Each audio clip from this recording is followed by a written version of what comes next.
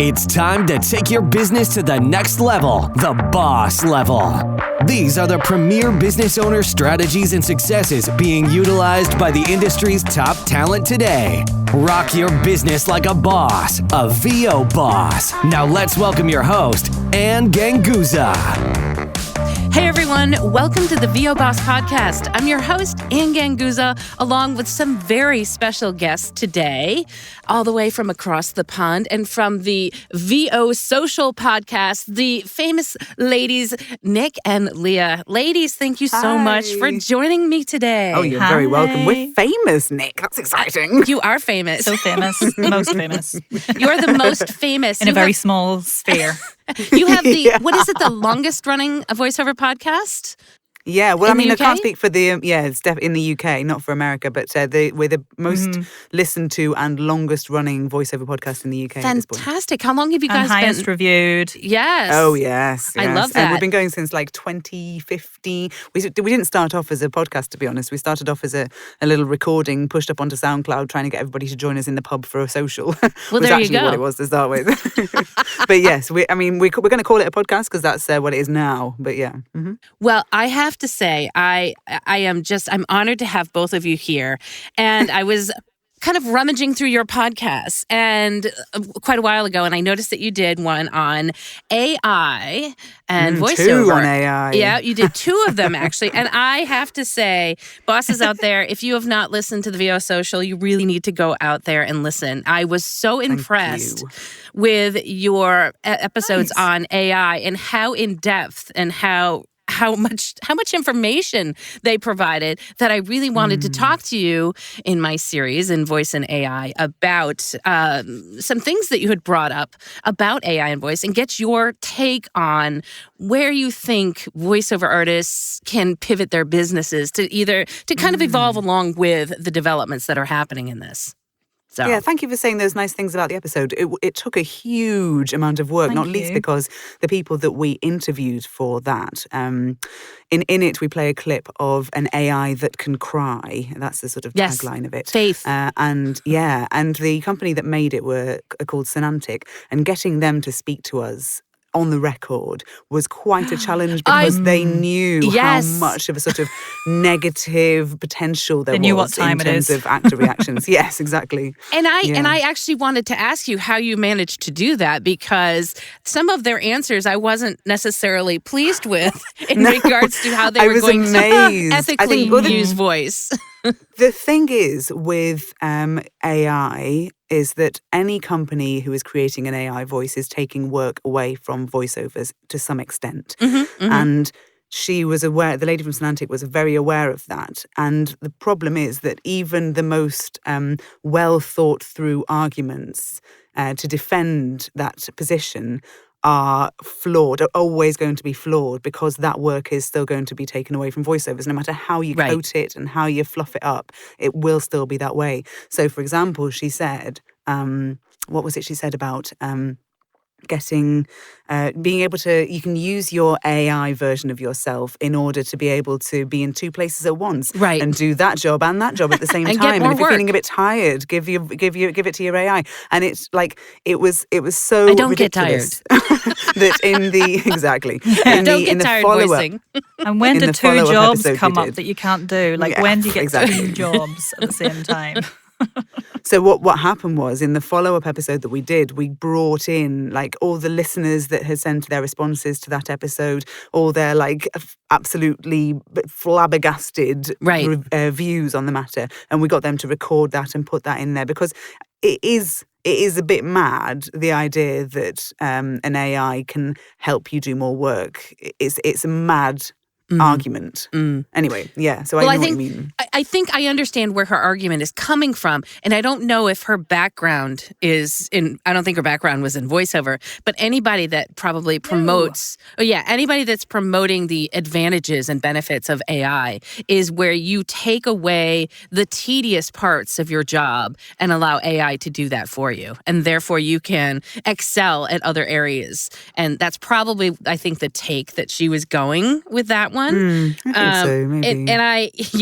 So I think that, the questions that you asked, as well as all the other information you presented, was so thorough in trying to, understand, first of all, how is this going to affect our industry and how will it affect us as artists as we move forward. And it's kind of one of the reasons why I really wanted to talk to you today, to kind of get an idea of how do you think we as voice talent can evolve along with this? Because this is something that is not going away.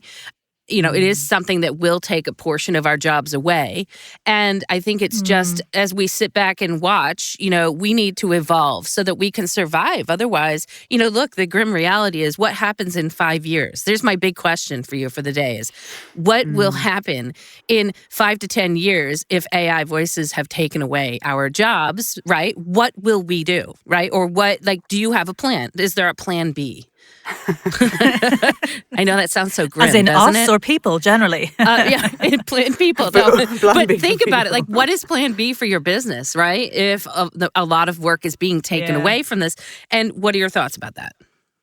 Well, I think one of the things as a voiceover is that you can think about, sure, we do corporate stuff, we do commercial stuff, we do some really mundane, repetitive, boring stuff, but it still pays our bills. Yep. And if we think about that being the low-hanging fruit that AI may come for first, as in all the IVR stuff and maybe the corporate narration and the e-learning, then it's about thinking about diversifying your abilities as a voice performer to put yourself in the categories where maybe a little bit more interaction with the voiceover themselves is beneficial. Now, I know that when you're doing an e-learning and everything, it's really useful to have contact with the voiceover. We know it's better to use a real voiceover, right? Yes. But if you think about things like gaming and animation, even animation within the corporate sphere, so, those slightly more kooky and quirky commercial and narrative styles that you get, it's about maybe thinking, how can I develop my voice to make it less disposable? How can I become more expressive and more engaged and maybe learn some more accents and make myself a little bit more usable and a little bit less replaceable with a robot? Yeah. Excellent point. I think that's a really good point to start, and that I think that we need to really look at it and start now in figuring out, okay, how are we going to develop those skills, right? That will make us less disposable and able to maybe be more. I think the more AI, and I do believe that yes, some of the voices are realistic, but I don't believe that they're able to be directed quite the way we can be directed. Humans can be directed. One of the things that we learned from the episode is that I don't know if you know, Hugh Edwards runs the One Voice conference, Engraved for the Brain in the UK, and he came back to us after we put the episode out to sort of give us a few extra details about where the technology is actually at the moment. And oh my God, I can't remember the details because it's so complicated. But what he was essentially saying is Google put out almost like an open source way of training an AI, which works at a particular level. And that is why so many companies have sprung up lately offering, get your voiceover for only this amount of time and cut out the middleman, all this sort of thing. Right.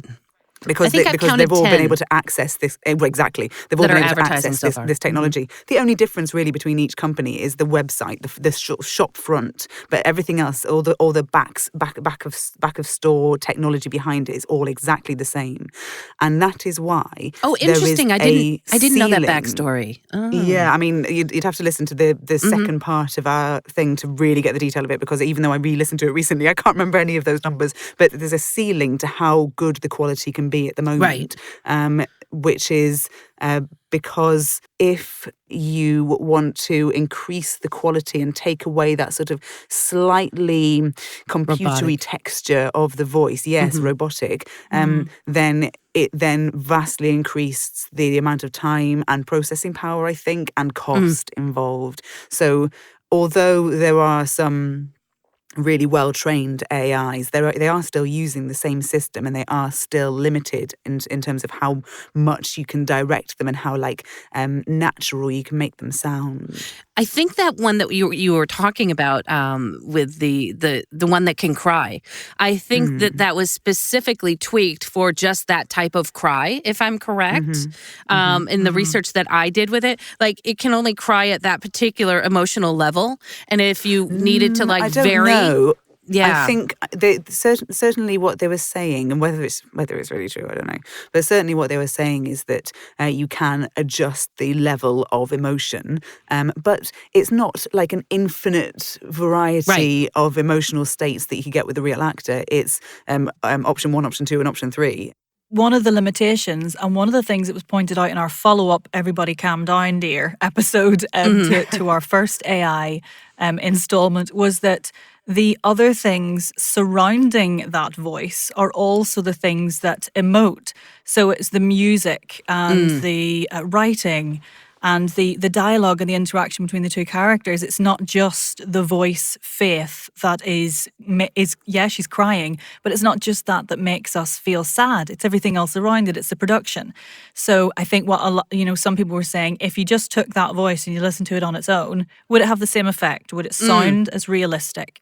And what we also found out was that if you take that AI voice out of that game that the Faith character was in and put it in another game, you still won't be able to get any other performance out of it. So people will hear, if it's a well-known performance in a game, people will hear that and be like, I recognise that crying sound, because it's exactly the same as the 3 versions, or not 3 versions, but like limited versions of crying breathing that you can get with the first one. And that's a really important point, that, you can only get so many versions of the emotion. And it's not to say that the technology isn't going to get better in 5 to 10 years, which I believe that it probably will be. But I'm also a firm believer that it's not just voiceover that people are afraid of, AI and robots taking over. I mean, I think it's mostly, humans are just afraid of AI in general, and afraid that they're going to take away jobs, and afraid that there'll be things like deep fakes and, non-ethical practices, surrounding this. And so I do believe that it is people who hold back technology, and it is people who are developing the technology. So the technology can only be as good as the people developing it, if you know what I mean. And so at some point, will we be developing, 1,000 different crying reactions or not? Will we find, is it really going to serve that purpose? Like, are voice actors being paid that much money? Do you know what I mean? That it's going to be so much more beneficial to invest, the research and the time and the 1,000 different crying, is that really like where the benefit of AI, I think is? There's 2 angles of this as well. There's the angle where you're looking at the opportunities that are available within AI, and then there's also the angle where we look at the opportunities that are available to make sure that the people that are working within AI are sufficiently well paid.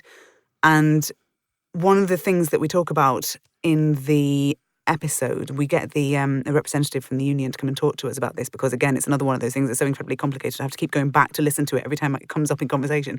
Is that there is a thing called the Beijing Treaty, and this is something that will make it so that if a voiceover records their voice to be used as an AI, they will need to be properly paid for the work that they've done. It's not just the buyout situation where you get paid what seems like a large amount of money and then your voice can just be used for anything ever again. It would mean that if this Beijing Treaty is ratified, then the voiceovers would have to be paid forever and evermore. However their AI voice got used, they would have to be paid again for that use of that voice. And at the moment, that's not necessarily the case. And what our equity union guy said was that this treaty has currently been ratified by about 30 countries around the world, but not Britain and not America. And those are like... And do we know why? I think I don't know about America, but currently in Britain, there's lots of talk about we're looking into it, but it's probably been delayed by any number of global reasons. But Sure, yeah. but I mean that is certainly it's still on the cards, but it's not been signed yet. So what we got everybody to do for our podcast was to write to their representatives, write to their MPs, and just sort of make sure that there was a really loud noise about it, so that so that at least if it comes up in government, then those MPs know that it matters to their constituents. Good.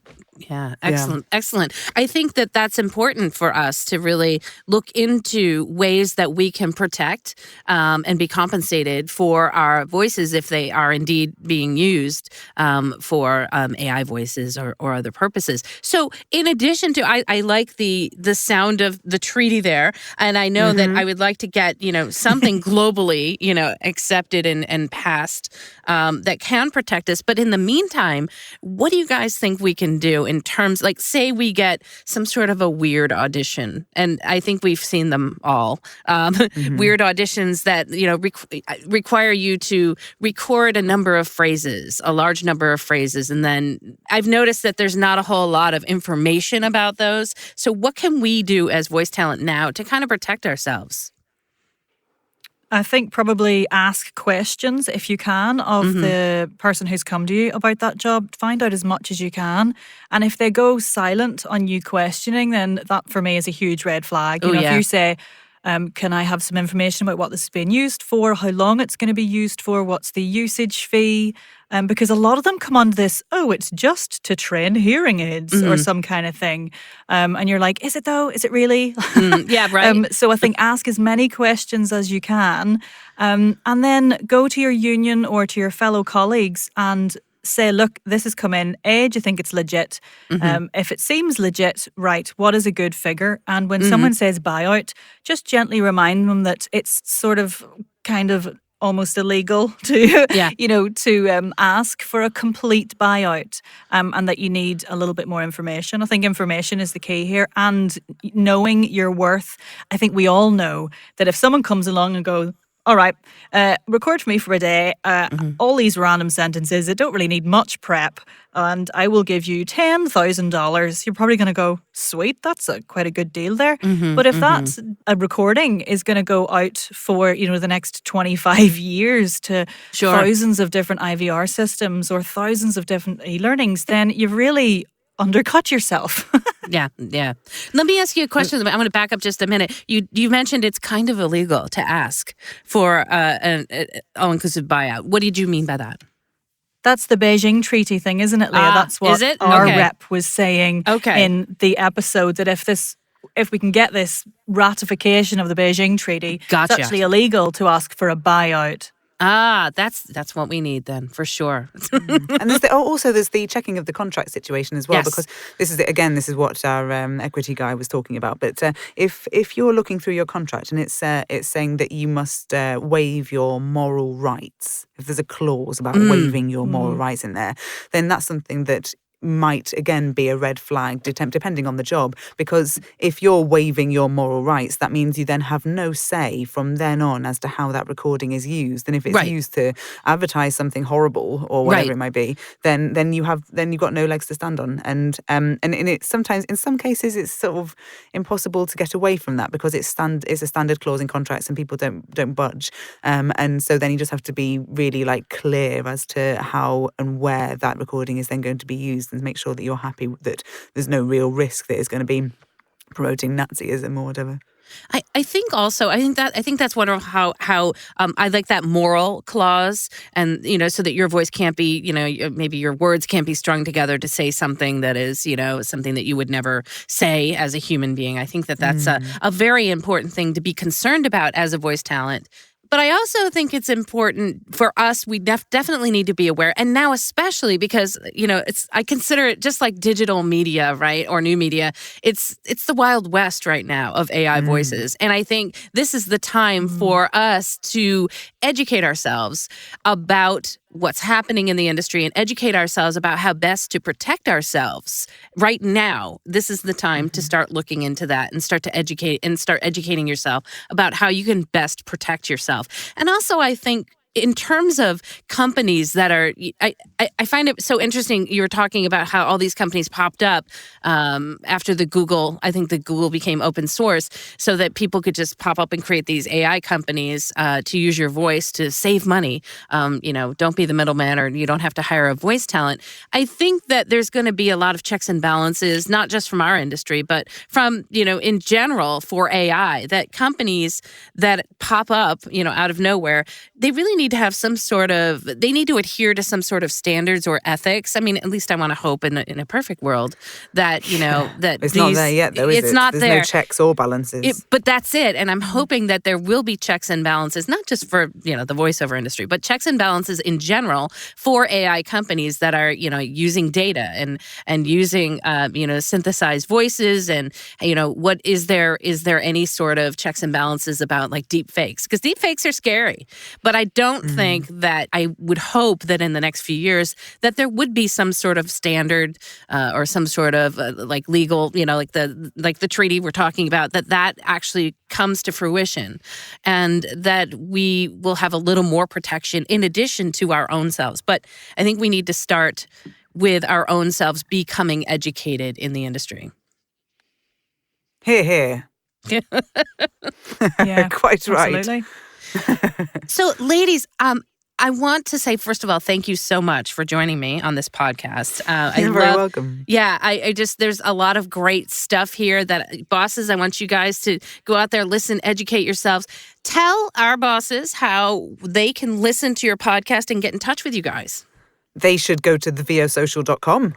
Theviosocial.com. That's it. Awesome. Everything you need is there. You can sign up to the newsletter. You can follow us on the Twitter. You can listen to the podcast. Or if you want to listen to the podcast on your own personal app, there's a little button that you can press to choose your favorite platform as well. Awesome. And what about the two of you individually? Because not only do you have an amazing podcast, but you're both very extremely talented ladies out there. Stop it short, me. Stop it. That I think us? Yes. Oh, really? I think maybe there's another podcast out there that one of you has, or there's coaching by both of you. Is there yes, anything that's else? me. Yes. Yeah, I have another podcast. It's called The Voice Coach Podcast, and it is basically voice training for all professional voice users. So it's kind of a little short and sweet weekly episode with a different element of voice technique in there. So loads about vocal health, which, there's a lot of misinformation out there, Anne. I don't know if you're aware. So I get to the bottom of like the most up-to-date research and all that kind of stuff and put that out there because I'm a bit of a nerd about it. And yeah, it's all about voice technique. And you can find me on the Instagram at Nic Redman. Voice, and you can also join me in my Facebook group, The Voice and Accent Hub. Awesome. And I have seen a couple of those episodes. Very, very cool. Good stuff out there, bosses. They are cool. There's a 5-minute warm-up, which I frequently use. Like, I'm running to the booth, I get to the point in Nic's podcast where and I just play it, and she tells me to sort of talks me through a 5-minute warm-up. It's so incredibly useful. It's right there in my pocket. Awesome. Well, ladies, it has been a pleasure. Thank you so much for everything. And I hope to do this again with you guys. Lovely. Why Awesome. not? Well, I'd like to give a great big shout out. Yes, a great big shout out to our sponsor, IPDTL. You too can connect like bosses, like the three of us are, and find out more at IPDTL.com. You guys have an amazing week, and we'll see you next week. Bye. Bye. Bye. Join us next week for another edition of VO Boss with your host, Ann Ganguza. And take your business to the next level. Sign up for our mailing list at voboss.com and receive exclusive content, industry revolutionizing tips and strategies, and new ways to rock your business like a boss. Redistribution with permission, coast-to-coast connectivity via IPDTL.